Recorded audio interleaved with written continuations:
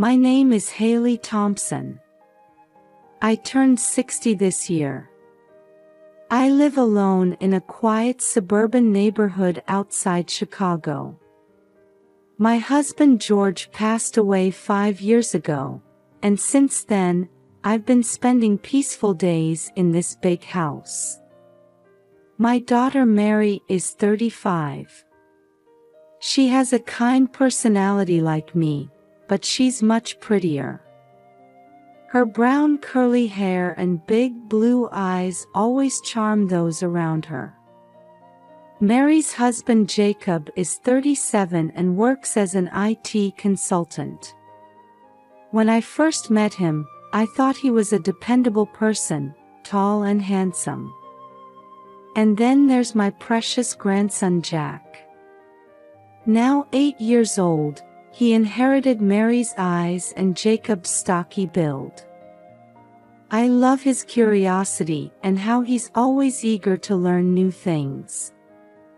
2 years ago, when I heard they were moving to Europe for Jacob's work, I was honestly heartbroken. But wanting the family to be happy, I sent them off with a smile. "You'll have wonderful experiences in the new environment," I said, while inside I was filled with loneliness. These days, my routine is busy with part-time work and volunteering at the local community center. I work 3 days a week at the Maple Grove bookstore, organizing books and helping customers. It's a small store, but I enjoy chatting with the regulars as part of my daily routine. On Tuesday and Thursday afternoons, I volunteer as a computer class instructor for seniors at the Willow Creek Community Center. Having been interested in computers since I was young, it's a fun challenge to introduce the digital world to people my age. Every time someone says, "Haley, thanks to you I can now talk to my grandchildren on Facebook," it warms my heart. On holidays, I tend to a small vegetable garden in the backyard. I grow tomatoes, cucumbers, lettuce, and other vegetables, enjoying the pleasure of harvesting them. Sometimes, sharing extra vegetables with neighbors is one of my joys.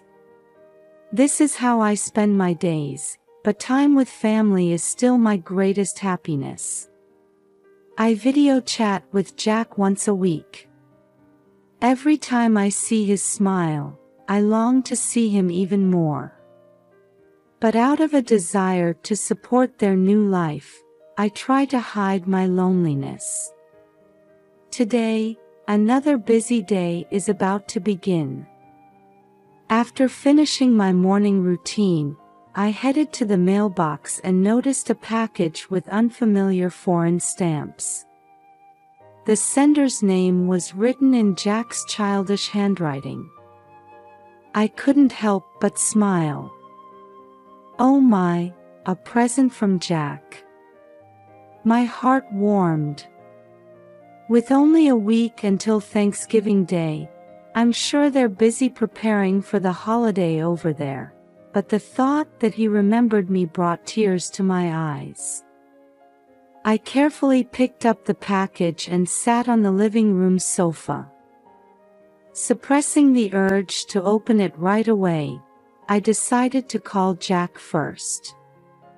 Considering the time difference, it should be dinner time there. Although it's not our usual weekend video call time, I decided to call, thinking it was a special day. As the phone rang, my heart started beating a little faster. What if I'm interrupting them at a busy time? The thought crossed my mind. "Hello, Grandma." Jack's voice came through. "Jack, how are you? Grandma received a lovely present today." "Oh, it arrived. That's good. Did you open it?" Jack's voice lacked its usual energy. It sounded a bit dark, almost tense. "Not yet. Jack, want to tell me what kind of present it is? Yes. I made it to show how thankful I am for you, Grandma. Open it and be surprised. There was something off about Jack's words. Usually, he'd be more excited talking about this. But now, it's as if he's speaking in a low voice, trying not to be overheard. Jack, did something happen? I couldn't help but ask. And no. Nothing happened. I'm just tired. His words increased my worry. Jack's tone and way of speaking seemed different from usual. But I decided not to push further. Maybe he's just having trouble adjusting to the new environment. I see. Jack, remember, Grandma is always on your side. If anything happens, you can always talk to me. Yes, thanks, Grandma. After hanging up, I sat on the sofa for a while, replaying the conversation with Jack in my mind. Something felt off, but I couldn't put it into words. Looking at the package in front of me, I suddenly felt afraid to open it. Was it because of Jack's strange behavior? Or was I just overthinking things? Taking a deep breath, I reassured myself. It's okay, I'm sure it's a lovely present. I reached out and slowly began to unwrap the package. My fingertips were trembling slightly. With mixed feelings of expectation and anxiety, I faced Jack's present. Before looking at the contents, I took another deep breath. Now, what could be inside? Carefully opening the wrapping paper, a handmade card and a small picture book appeared. The card read, "Thank you always, Grandma," in Jack's clumsy handwriting. I couldn't help but smile. Opening the card, I saw a drawing of Jack's family. But something felt off. The expressions of Mary, Jacob, and Jack all seemed somewhat dark. Surely it's just my imagination, I told myself. Turning the card over, I noticed something written in small letters. Squinting, the words "Help Me" emerged. My heart started racing. Next, I picked up the picture book. It seemed to be an original story made by Jack, titled "The Brave Little Boy." As I turned the pages, I saw illustrations of the protagonist boy facing various difficulties. When I opened the center page, a photograph slipped out. With trembling hands, I carefully spread out the contents of the present. Slowly checking each page of the picture book, Jack's drawings seemed to depict ordinary family life at first glance. But looking closer, there were ominous shadows lurking here and there. For example, in the family dinner scene, there was a small drawing of Jack hugging his knees and trembling under the table. In the park play scene, thin blue lines were drawn on Jack's arms. Each time I noticed these details, my chest felt tighter. And when I saw the photograph that had fallen to the floor, I couldn't help but let out a loud scream. It showed Jack covered in bruises. Oh my God! Jack! I cried out, dropping the photo. My hands were shaking, and my breathing became ragged. I couldn't believe this was really happening. But the evidence in front of me was clear. My precious grandson was being abused. Why didn't I notice? Feelings of self-blame welled up inside me. Should I have observed Jack more carefully during our weekly video calls? Thinking about it, tears suddenly started flowing. With my head full of confusion and fear, I quickly came to my senses. Jack. I need to help him, I said, grabbing my smartphone with trembling hands. When I pressed the video call button, Jack answered immediately. Seeing Jack's face on the screen, I gasped again. There was a large blue bruise around his left eye, and his lips were slightly swollen.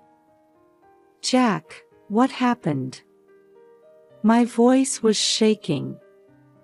Jack looked around cautiously and started speaking in a low voice. Grandma, help me. I can't take it anymore. What do you mean? Who did this to you? Dad.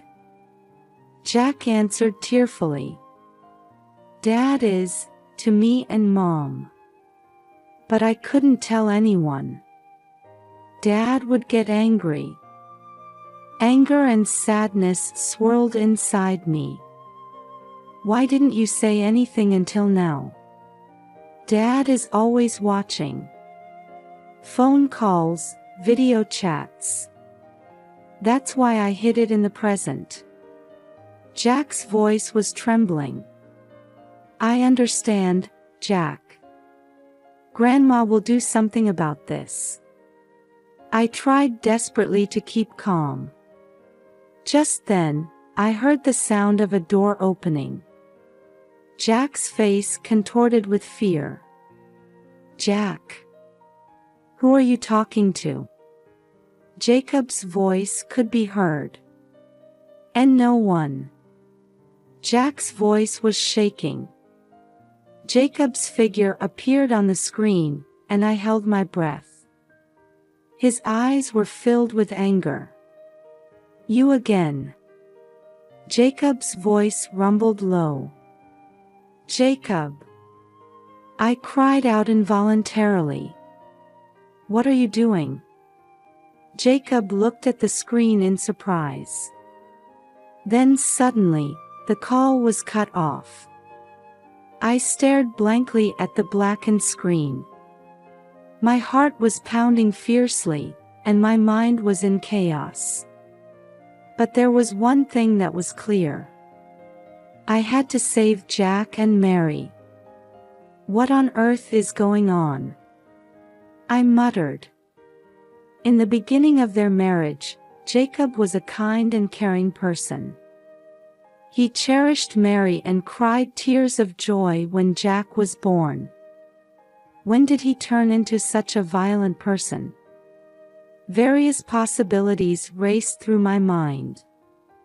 Work stress, financial problems, or issues with alcohol or drugs. The more I thought about it, the more anxious I became. I took a deep breath, trying to calm myself down. This is no time to panic. I need to act calmly and quickly. Should I contact the local police first? Or directly contact the police in Europe? No, I need to secure evidence before that. I picked up the fallen photograph again. Then, I carefully gathered the card and picture book. These would be the key to saving Jack.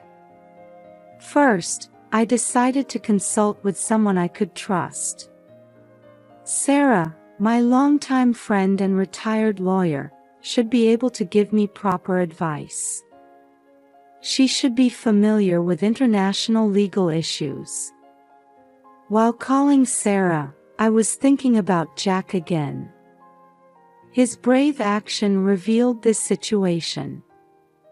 How much fear did he have to fight against in his small body to send this SOS? Wait for me, Jack, I whispered softly. Grandma will definitely come to help you. and I stood up to take the next action. It's a race against time. I must save my precious family as soon as possible. After hanging up the phone with Sarah, I took a deep breath to calm my heart. Thanks to my friend's accurate advice, what I should do next became clear. First, I headed to the local police station.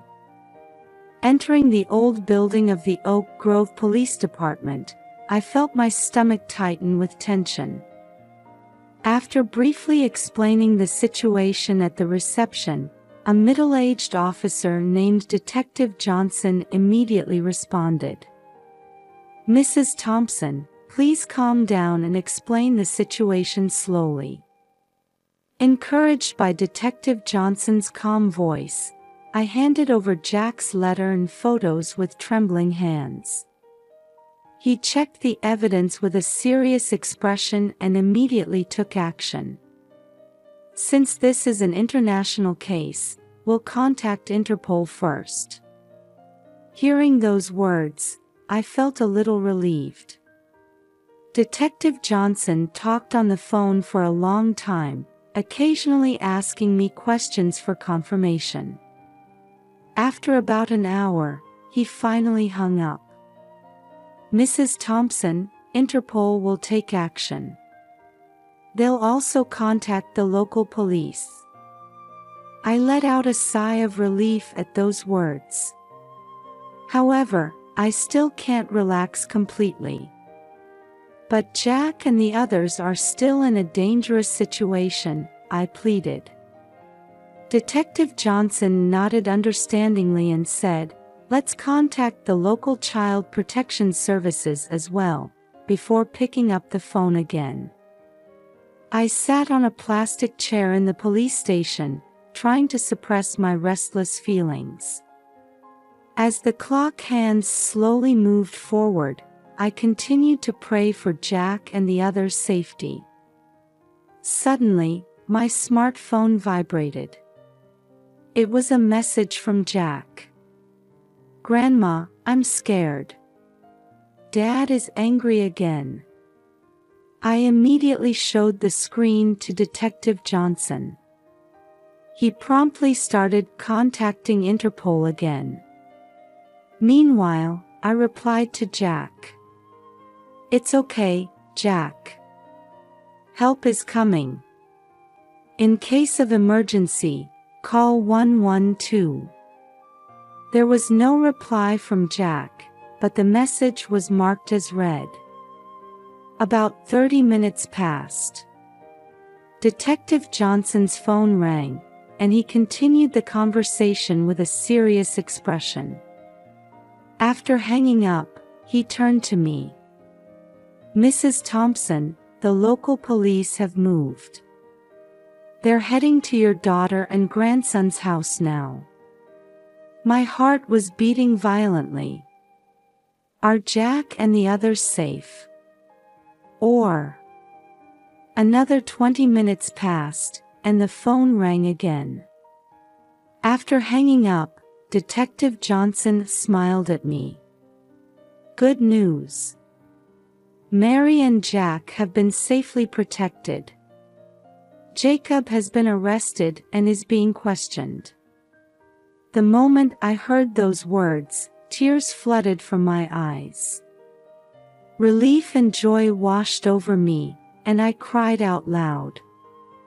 Detective Johnson gently placed his hand on my shoulder and said, "You did well. Your courage saved your family." That night, I was able to video chat with Mary and Jack. They both looked tired, but knowing they were in a safe place calmed my heart a little. "Thank you, Mom. You saved us," Mary said tearfully. Jack also said in a small voice, "Thank you, Grandma." I was filled with the desire to hug them through the screen. "It's okay. You're safe now. I'll protect you firmly from now on." That night, I couldn't sleep for a long time. I still have endless worries about what will happen from now on.